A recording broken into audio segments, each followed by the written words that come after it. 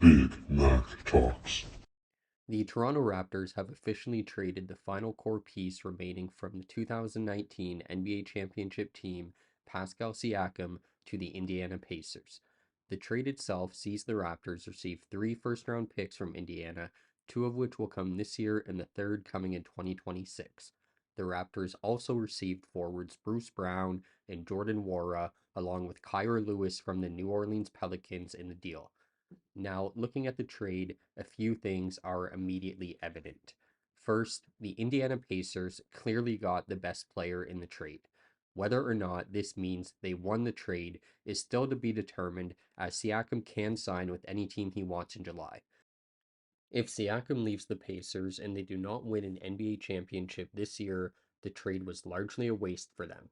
However, if they are able to keep Siakam around for a few years and have a couple of deep playoff runs as a result of this trade, we will likely look back on this as a win for the Pacers. The risk alone of losing Siakam clearly did affect the return Toronto got for the All NBA forward, as initial rumors saw packages consisting of Keegan Murray along with Harrison Barnes and a pick, as well as other more favorable packages than the one received today from the Pacers. The reality is, though, the return is not far from being exactly what the Raptors should have expected for Siakam on the market, even if they traded him earlier. For example, the Dejounte Murray trade from San Antonio to Atlanta saw the Spurs earn two unprotected first round picks and one protected first round pick for a player who averaged nearly a triple double and led the NBA in steals the year prior. The Spurs also received Danilo Gallinari but immediately waived him after the trade. When looking at that trade, the value of Murray to the Spurs and Siakam to the Raptors was similar, and the return each got was similar as well. Expecting the Raptors to get the likes of Benedict Mathurin plus a salary filler, which also would have had to be Bruce Brown, and maybe draft compensation for Siakam, was a fan's pipe dream, but never a close reality. From the Raptors' perspective, I do think they could have at least added one, if not two, of Aaron Nesmith, Andrew Nembhard, TJ McConnell, Isaiah Jackson, Jalen Smith, or Obi Toppin to the deal to at least fill voids on the roster. They currently have a starting power forward as well as backup small forward and backup point guard. According to rumors, only the likes of Mathurin, Jarris Walker, and Tyrese Halliburton were fully off the table, so respectfully only receiving Nwora and Lewis as the players alongside Brown does confirm that the Raptors are likely entering rebuild mode and cared more about draft compensation than NBA ready talent. This is where I think some Raptors fans may be disappointed, as the promise of not going into a full rebuild was given earlier this year, only for the team to get a return similar to the Vince Carter package received nearly 20 years ago that put them into a multi-year stint of missing the playoffs, even when they had multiple 20-point scorers in Mike James and Chris Bosh on some of those teams. Now, Bruce Brown is not a bad player by any means. He has become a very good shot creator. He's a decent rebounder and defender. He can shoot the three decently and isn't afraid to shoot the ball in clutch moments, as we saw in Game 4 of the 2023 NBA Finals. But statistically, he is not far off from the level Eric Williams was when the Raptors received him from the Nets in the aforementioned Carter trade.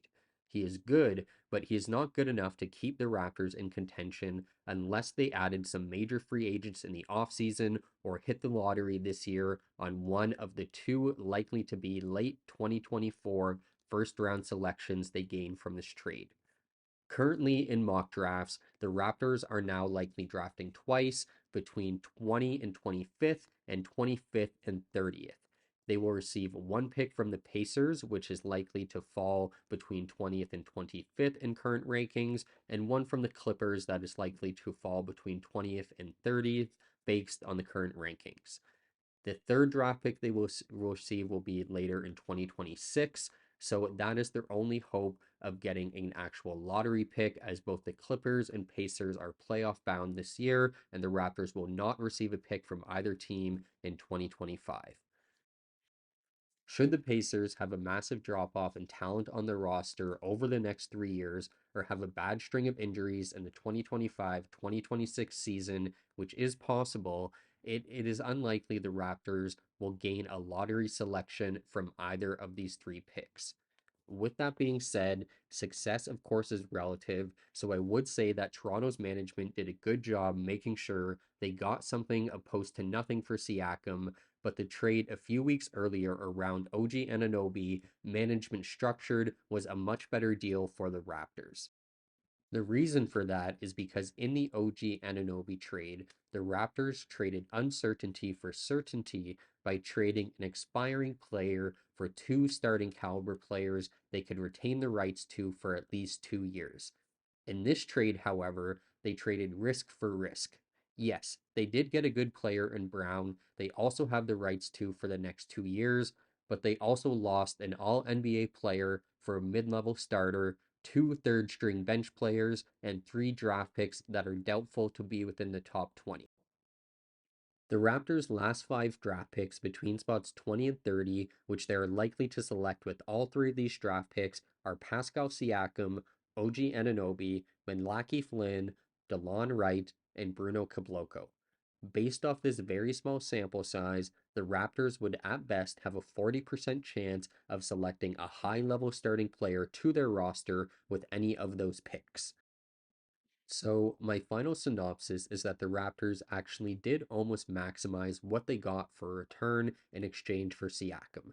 If the trade, however, was Bruce Brown, TJ McConnell, Obi Toppin, and the same three picks, I would say that the Raptors would have had the perfect package they could have negotiated for Siakam at this point or even earlier in the season.